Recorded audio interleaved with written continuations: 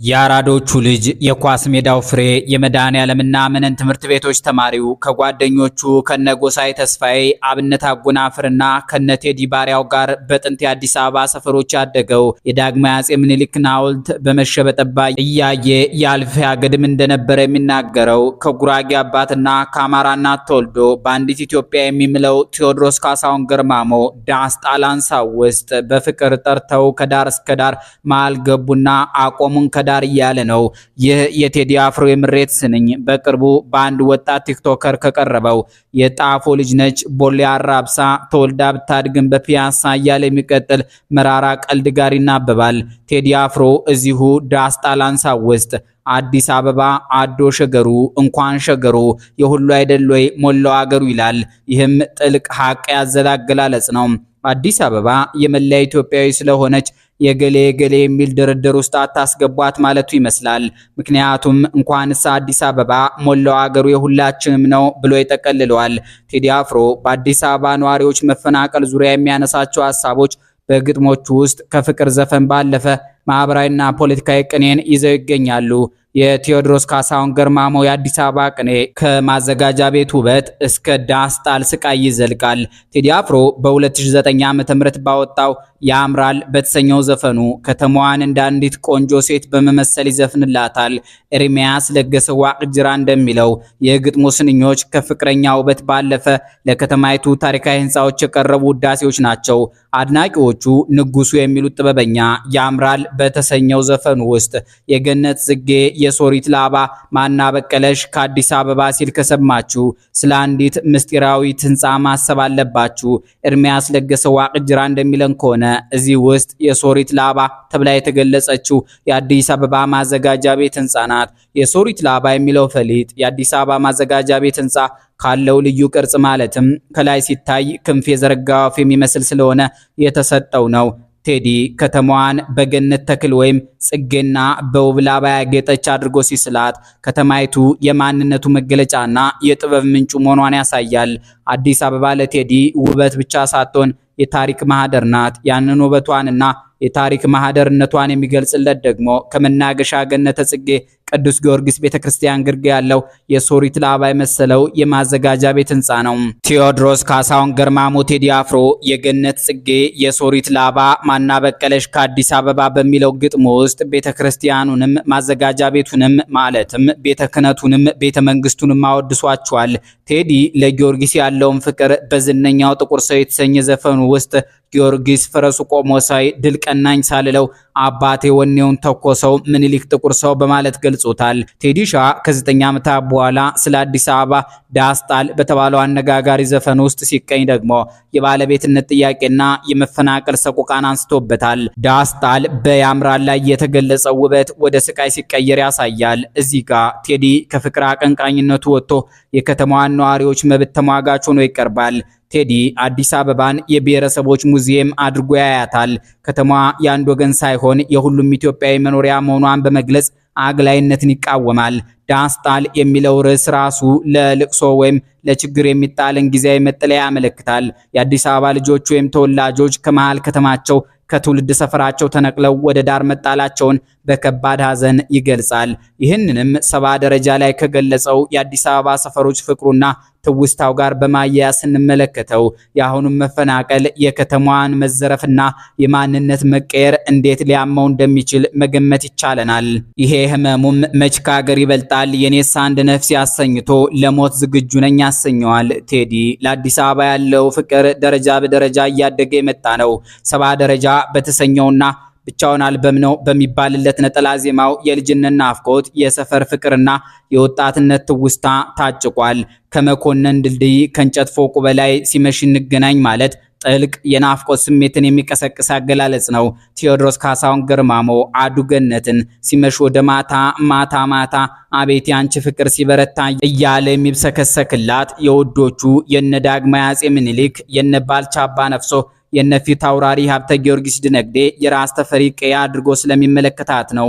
ንጉሱ ዛሬ አዲስ አበባ ያንን ታሪካዊ ገጽታዋ አጣለች፣ ልጆቿን ማፈናቅላለች ብሎ ሲሰማው ዳስጣል ልቤ ለውስጥ ያዘልቅሶ ብሎ ለምባ ተቀምጧል።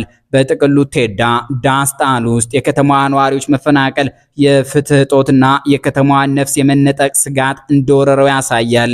ቴዲ አፍሮ ለአዲስ አበባ የሚዘፍነው እንደ ከተማ ብቻ ሳይሆን እንደ ቤት ነው። በያምራል ውስጥ ለማዘጋጃ ቤት ህንፃ የሰጠው የሶሪት ላባ ክብር በዳስጣል ውስጥ ነዋሪዎቿ ሲፈናቀሉ ወደ ልቅሶ ተቀይሯል። ቴዲ ውብ ህንፃዎች ብቻቸውን ከተማ አይሆኑም። ከተማዋን ከተማ የሚያሰኟት ከመሃል ከተማው የተፈናቀሉት ነዋሪዎቿ ናቸው የሚል ጥልቅ መልእክት አኑሯል። ይህ መልእክቱ ደግሞ ከአባቱ ካሳሁን ገርማሞ ጋር ዘመን የሚጋራው እንደ ቴዲ አፍሮ በአዲስ አበባ ወንዞች ዋኝቶ ያደገው በተመሳሳይ እንደ ቴዲ በኢትዮጵያ ፍቅር ነዶ ኦሮማይ ብሎ ኪነትን ከፖለቲካ ጋር ቀላቅሎ የገባበት የማይታወቀው በዓሉ ግርማ ከጎራው ዘልቄ እስኪ ልነጋገር ያለ ሰው ቢወዱት ምን ያደርጋል አገር መንገዱ ቢሰፋ ቢንጣለል አስፋልቱ ሰው ካልሸተተ ምንድነው ውበቱ የኔ ውብ ከተማ የኔ ውብ አገር ህንፃ መቾንና የድንጋይ ክምር የሰው ልጅ ልብ ነው የሌለው ዳርቻ የሌለው ድንበር ካለበት ግጥሙ ጋር ይመሳሰላል። ቴዲን ዳስጣል ውስጥ ለሐዘን የዳረገው ኦሮሞ ወደ ርስቱ እየተመለሰ ነው የሚለው የኦሮሞ ብሔርተኞች ማስፈራሪያ ይመስላል። አዲስ አበባ ማናት የሚለው አሰልች ጥያቄ ከዓመታት በኋላ ዳግም ወደ ፖለቲካው መድረክ እየተመለሰ ነው። በቅርቡ የሚሰሙ ተባራሪ ወሬዎች እንደሚያመለክቱት ከሆነ አበባይቱ ከኢትዮጵያውያን እጅ ወጣ እንደ የተባበሩት አረብ ኤምሬቶች ባሉ ባለጸጎች ልትዘወር ነው ይባላል። በጉዳዩ ላይ አስተያየታቸውን የሰጡት ኦቦ ቀጀላ መርዳሳ አዲስ አበባ ተጠሪነቷ ለኦሮሚያ ብሔራዊ ክልላዊ መንግስት እንዲሆን ኦነግን ወክለው መጠየቃቸውን ለአዲስ ማለዳ ገልጸዋል። አክለውም የፌዴራል መንግስቱ ዋና ከተማ ወደ ባህር ዳር ሊዛወር እንደሚችል አመላክተዋል።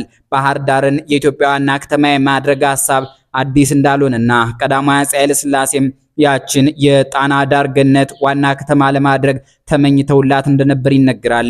ዛሬም የአባይ ጓሮና የጎጃም ነገድ መነሻ የሆነችው ባህር ዳር ለዚህ ብትዘጋጅ መልካም ነው የሚሉ ብዙዎች ናቸው።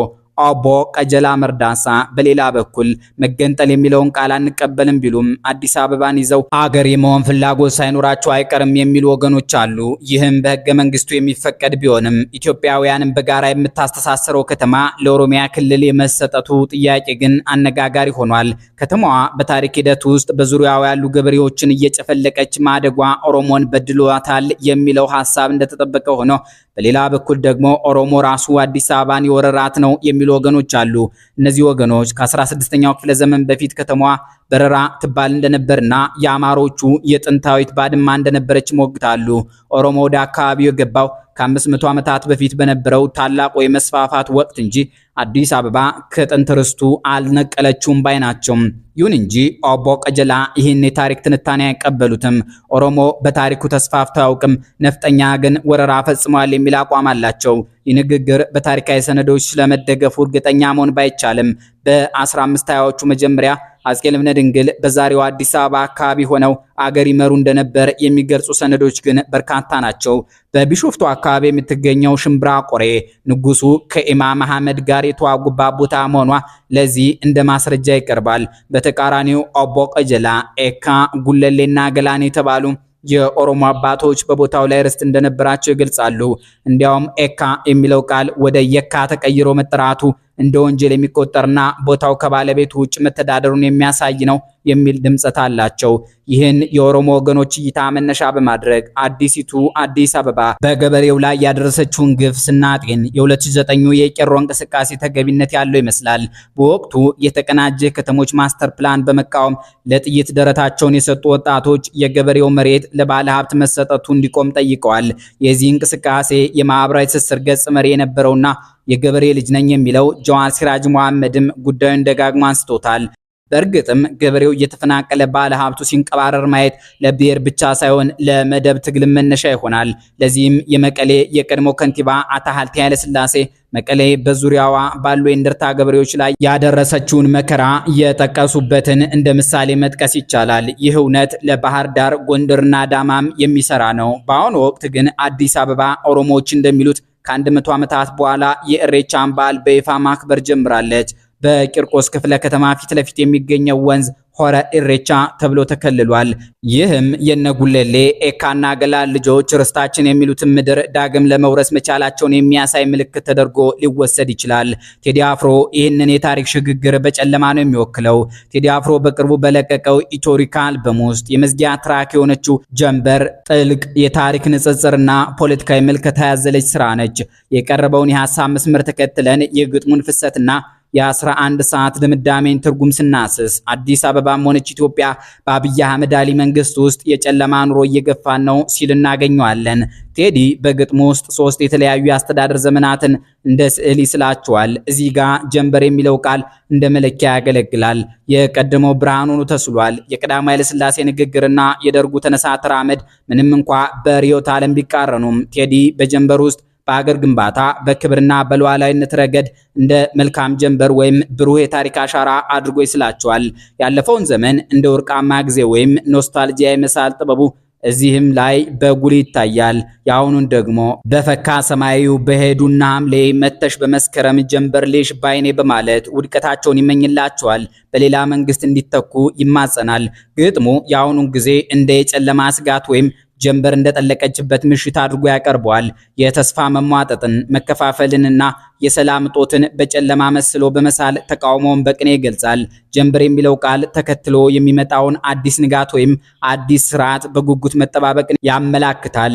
ይህንን ይፋዊ ለማድረግም አሁን ከንጋቱ 11 ሰዓት ነው ብሎ ያውጃል። አልበሙ ሲጠናቀቅ የሚሰማው ይህ ድምፅ ተራ የሰዓት መግለጫ ሳይሆን ጥልቅ ፖለቲካዊና መንፈሳዊ መልእክት አለው። በኢትዮጵያ አቆጣጠር ንጋት 11 ሰዓት የሌሊቱ የመጨረሻና የንጋቱ መጀመሪያ ነው። ቴዲ ጨለማው አብቅቷል፣ ንጋቱ ቀርቧል እያለ ነው። አሁን ያለው ስርዓት ወይም በሱ አገላለጽ ጨለማው አልፎ አዲስ ብርሃን የሚፈነጥቅበት አራተኛው መንግስት ደጃፍ ላይ መድረሳችንን ለማብሰር የተጠቀመበት ዘዴ ነው። አልበሙን በዚህ ንግግር መዝጋቱ አድማጩን በጭንቀት ሳይሆን ነገ ሌላ ቀን ነው በሚል ብሩህ ተስፋ እንዲሰናበት ያደርገዋል። 11 ሰዓት ላይ ዶሮ ይጮሃል፣ የቀን ሰራተኛው ለስራ ይነሳል። ይህ ማለት ኢትዮጵያ ከገባችበት የፖለቲካ ማጥ የምትወጣበት የመንቃት ሰዓት ላይ መሆኗን ለመጠቆም ነው።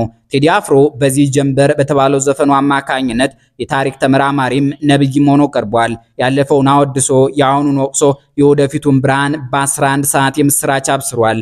ጀንበር የምትጠልቀው አዲስ ንጋትን ለመውለድ መሆኑን በሙዚቃው ቅኔ ነግሮናል። አበቃን።